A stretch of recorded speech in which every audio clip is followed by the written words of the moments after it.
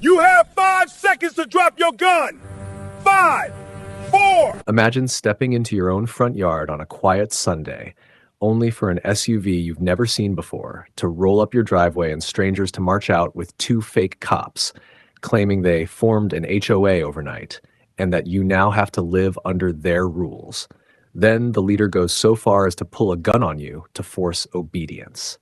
That's exactly what happened to Amina Rowe, a black woman who was just minding her business. But what Trish Halford didn't know was that she had just made the biggest mistake of her life. Sunday afternoons in Crestview Ridge were usually the kind that made a person forget the world could ever be ugly. The sun was soft, the breeze was warm, and the neighborhood had that calm hum that only came after a long week. On the front lawn of a beige 2-story home, a black woman named Amina Rowe kneeled in the grass, tending to her rose bed. Gardening was her peace. She hummed under her breath, unaware that her quiet moment was about to be shattered forever. Inside the house, her husband, Jalen Rowe, a retired police officer, was in the kitchen seasoning chicken for dinner.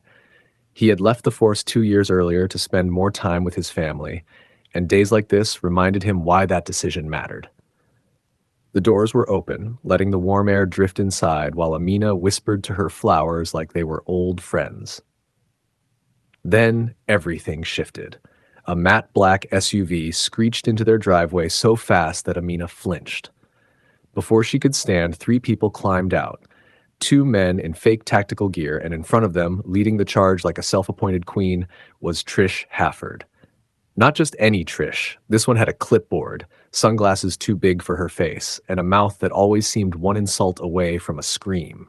She marched right up to Amina and announced loudly, "This neighborhood is now under the authority of the Crestview Residential Authority, and you are in multiple violations. We expect immediate compliance." Amina blinked. "Alliance? You just formed an HOA? You can't do that without consent from residents." Trish scoffed and waved her hand like she was swatting a fly. "We posted the rules this morning. New landscaping standards, new lawn decor limits, new paint restrictions, and your property fails every single one. So consider this your first and final warning." Amina stood slowly, brushing dirt from her gloves. Her voice stayed calm. "That's not how HOAs work. You can't make up laws and expect people to obey them." That was the spark. Trish's face twisted. Her jaw clenched, and without thinking twice, she snarled, reached into her purse, and pulled out a small silver pistol. Stepping so close, Amina felt the cold barrel press against her forehead.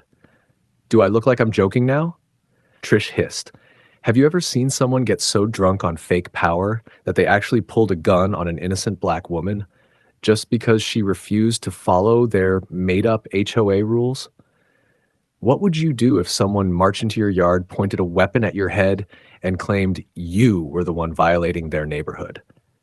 Before we go further, what city or country are you watching from right now? Drop it in the comments. We love seeing where our viewers are tuning in from. And if you believe nobody has the right to pull a gun on a family, especially on their own property, smash that like button and subscribe to Story Arc, because standing up to bullies starts with telling these stories. The cold metal against Amina's skin should have terrified her, but years of calm strength settled into her bones instead. She didn't flinch. She didn't scream. She simply lifted her eyes to Trish's trembling hand and said, steady as a heartbeat, "Brandishing a firearm without a permit is a felony. Do you even know what you're doing?" Trish's nostrils flared. Her grip tightened. Behind her, the 2 fake HOA enforcers shifted uneasily, clearly realizing they'd signed up for more than lawn citations and empty threats. One whispered, "Trish, maybe chill." "Shut up," she snapped, never taking her eyes off Amina. "This woman needs to learn her place. I am the head of this community now." Amina didn't move. Her hands remained at her sides, fingers lightly dusted with soil. Her voice stayed even, almost gentle. "Pointing a gun at a homeowner on their own property isn't authority. It's a crime. You're going to destroy your life over roses?" Trish pressed the pistol harder, spitting every word. "People like you don't get to talk back to me." And that was the moment everything changed. Inside the house, Jalen heard the shouting, the hostile tone, the panic hidden in Amina's voice. Training kicked in instantly. He rushed to the doorway, saw the gun, and froze for a split second as rage and instinct collided. Then he moved. He stormed onto the porch with the precision of a man who once wore a badge proudly. In one fluid motion, he drew his licensed handgun, held it steady, and pointed it directly at Trish's head. His voice wasn't loud, but it cut through the air like a blade. "Drop the weapon. Now." Trish jerked, startled. Her finger twitched dangerously near the trigger. Jalen stepped forward, stance firm, breathing controlled. "You have 5 seconds. If I shoot, it's justified. If you pull that trigger, you are going to prison for life." Trish's eyes darted around wildly. The fake HOA cops backed away immediately, hands raised. One of them turned and bolted down the driveway. The other followed without hesitation, sprinting like a man who'd suddenly remembered he had a family to go home to. But Trish stood frozen. Jalen lowered his voice, lethal and calm. 5, 4. Amina remained still as stone, watching the woman who had just threatened her life begin to unravel. Trish's breath hitched. Sweat rolled down her temples. 3. Her wrist trembled. The gun wobbled. 2. Finally, her nerve broke. The pistol slipped from her hand and dropped into the grass. Jalen kicked it away and raised his phone. "Amina," he said, eyes still on Trish, "call the police." Trish's breath came out in short, broken bursts as the pistol clattered across the lawn. For the first time since she marched onto the property, her voice failed her. She stood trembling, fingers curled uselessly in the air, as if still trying to hold a gun that was no longer there. Amina didn't hesitate. She pulled out her phone, tapped the emergency dial, and stepped back just enough to put distance between herself and the woman who had just tried to terrorize her. Her voice was crisp, steady. "Yes, this is Amina Rowe. A woman just pointed a firearm at me in front of my home. She is disarmed and still on the property. I need officers dispatched immediately." Jalen kept his weapon trained on Trish, never blinking. He'd seen plenty of dangerous people in his career, but something about Trish's shaking, confused stare told him the truth. She was a bully who never expected real consequences, and now she was trapped in them. Trish swallowed hard. You can't call the police on me. I'm the head of the HOA." "There is no HOA," Jalen said. "What you did is felony assault with a deadly weapon. Be quiet." For once, Trish obeyed. Behind them, neighbors began stepping out onto porches, curiosity turning into shock as they spotted Trish standing in the yard with Jalen holding her at gunpoint.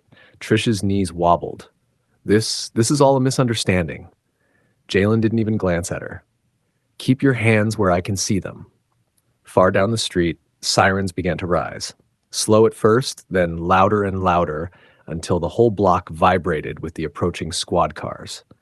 Trish took a small step backward, but Jalen stepped with her, matching her movement inch for inch. "Don't run," he warned. 2 police cars slid to a stop at the curb. Officers spilled out, hands on weapons, eyes assessing the scene. Jalen immediately lifted his gun into a safe position, kept both hands visible, and called out, "Retired officer, weapons secure, suspect disarmed." Trish's face crumpled. "Please," she whispered as the officers approached, "I didn't mean..." But the handcuffs were already coming out. 2 officers moved in swiftly, positioning themselves on either side of Trish. One retrieved the discarded pistol with gloved hands and cleared it, shaking his head at the sight of the cheap, unregistered weapon. The other officer grabbed Trish's wrists and pulled them behind her back with no hesitation, the cuffs snapping shut with a metallic finality that echoed across the yard. Trish sputtered, eyes wet and wide. Wait, this is a mistake. I was enforcing regulations. I formed an HOA. I'm in charge here." The officer didn't even pretend to take her seriously. "Ma'am, you pointed a firearm at a homeowner. You're under arrest for aggravated assault with a deadly weapon, attempted intimidation, and impersonating authority." Her face collapsed completely as the reality hit. "But they don't even follow the rules. This neighborhood needs order. I was trying to help." Amina stepped forward, crossing her arms, her voice calm but edged with steel. "You nearly killed me over flowers. Helping isn't what you were doing." As Trish was guided into the back of the patrol car, neighbors gathered in clusters, whispering, shocked, and relieved. Phones recorded everything. The arrest, the officers collecting statements, the fake HOA uniforms lying abandoned on the grass. Jalen gave his statement next. The officers recognized him immediately, a former colleague to some, a respected name in the precinct. Meanwhile, another patrol car circled the block in search of the two fake HOA enforcers who had run away. They didn't catch them that afternoon, but they did manage to confiscate the SUV.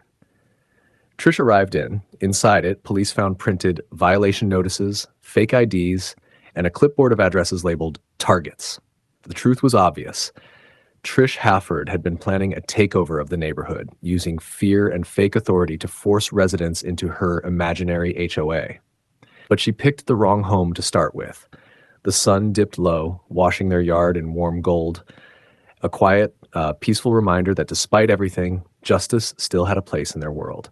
And in this house, strength didn't shout. It stood firm, together. If you believe families deserve safety, respect, and peace in their own homes, then smash that like button and subscribe to Story Arc. Trish came with a gun, but this family stood together, and justice followed.